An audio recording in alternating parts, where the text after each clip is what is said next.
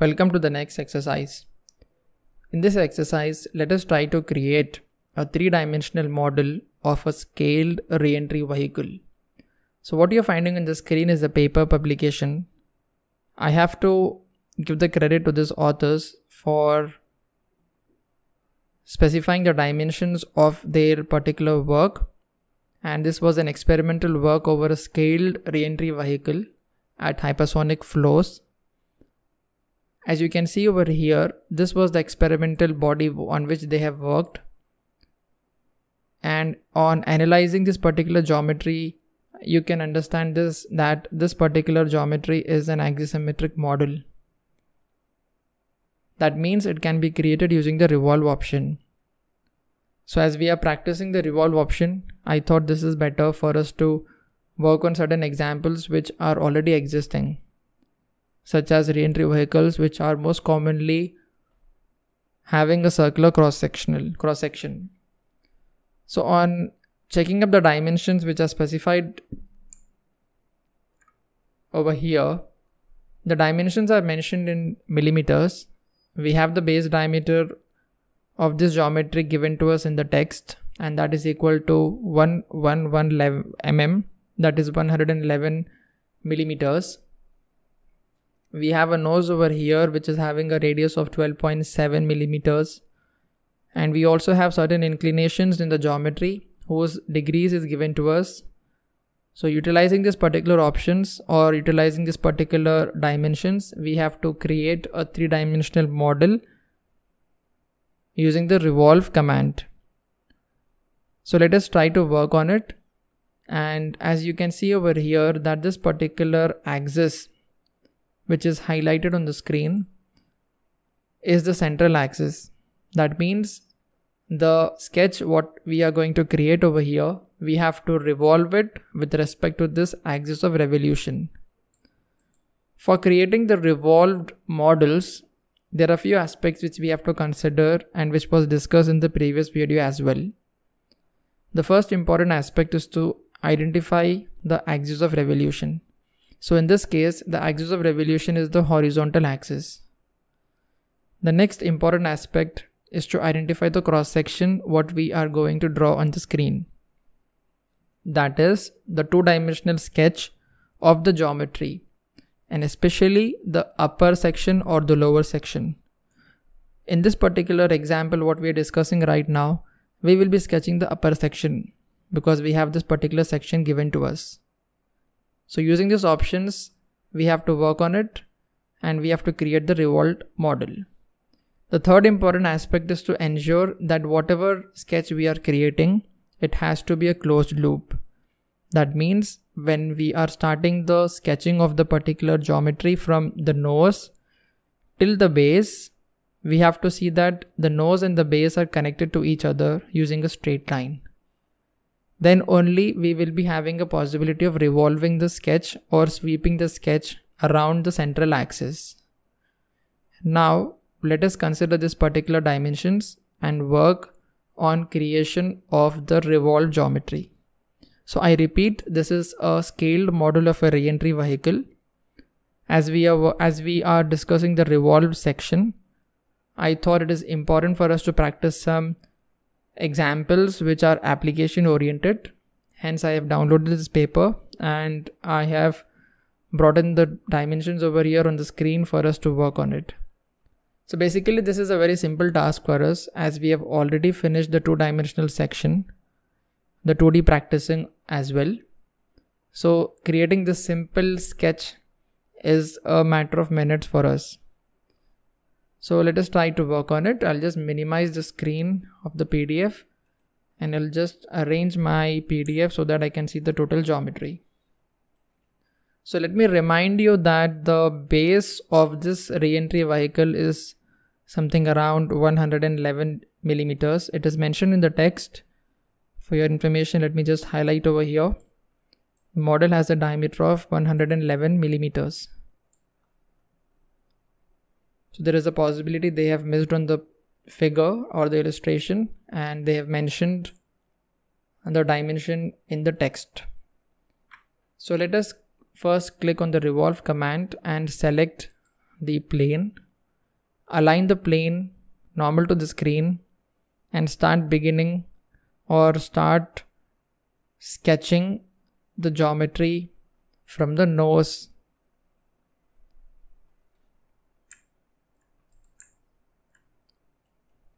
So I'm finding a radius of 12.7 millimeters over here. So let me use an R command. Click on the center and create an arc of 12.7 millimeter. You can zoom to fit.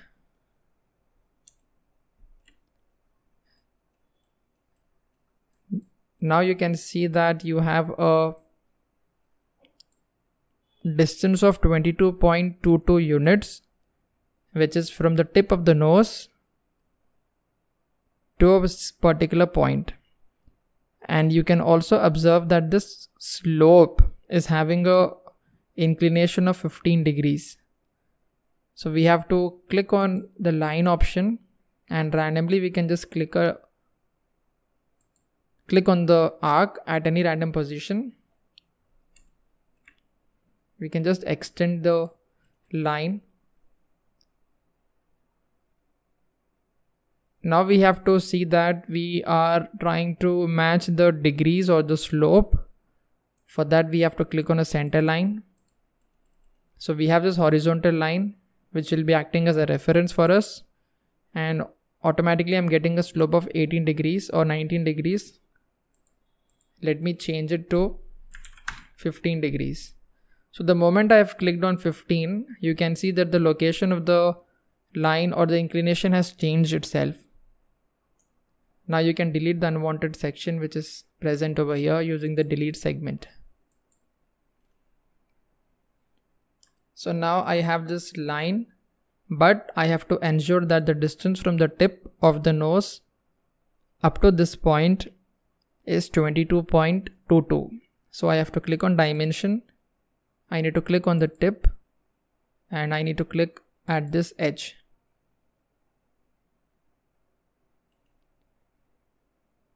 And change the total length or the distance to be 22.2. So we have created the first section. Let us move ahead.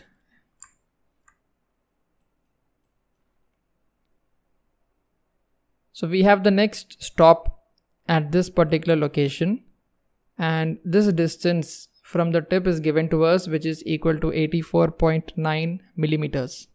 So I just need to extend the 15 degree line, and when I am just hovering my mouse or the cursor, I am getting a constraint symbol. This indicates this is tangent to the previous line.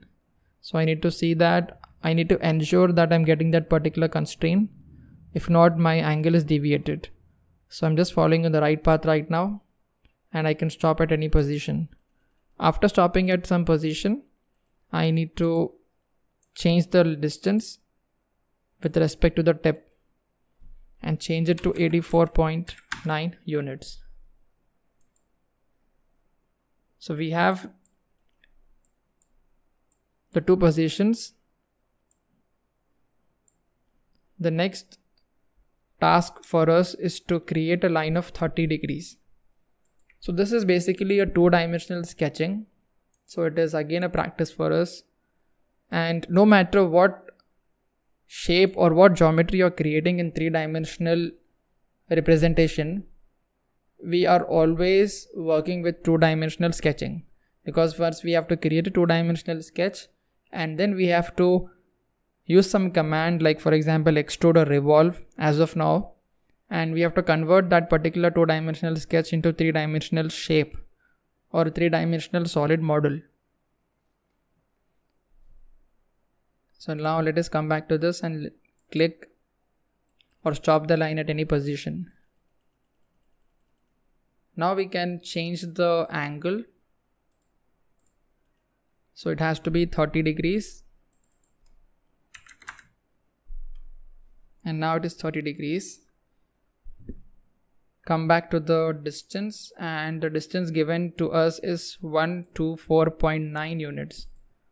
So let me click on the edges and change it to 124.9.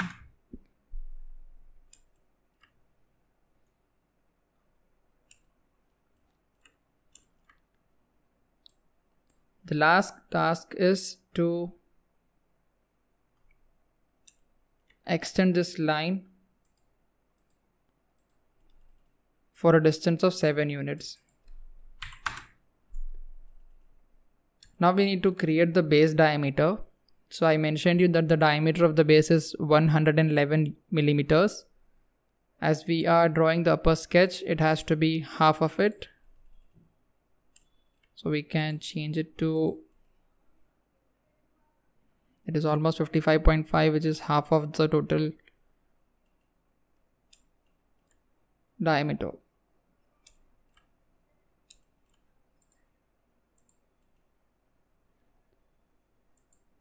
Let me delete this. So as the geometry or the sketch is getting automatically constrained, so I'm not able to change this diameter, but let me just delete any of the constraint and change it to precise.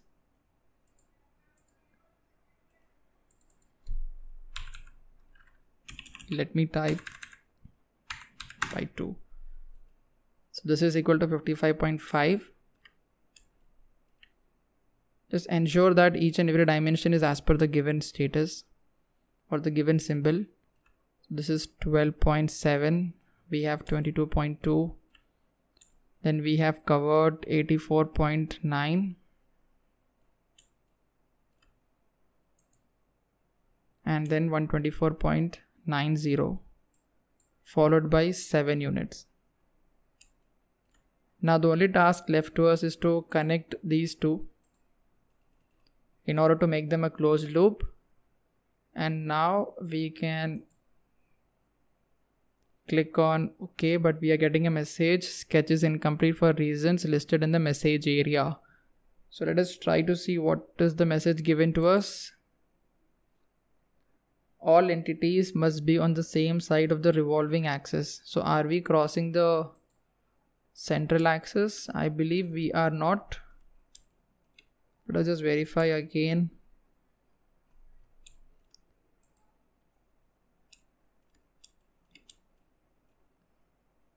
Okay, I believe the software is assuming that the vertical axis is the axis of revolution. So let us just try to create a central axis over here.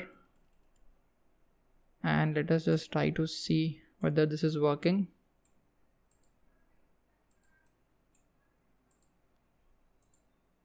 Yeah. So the problem was, I'll just go back. So we have sorted the issue. The problem was the software was assuming that the sketch or the geometry what we are going to make is having the vertical axis as the axis of revolution.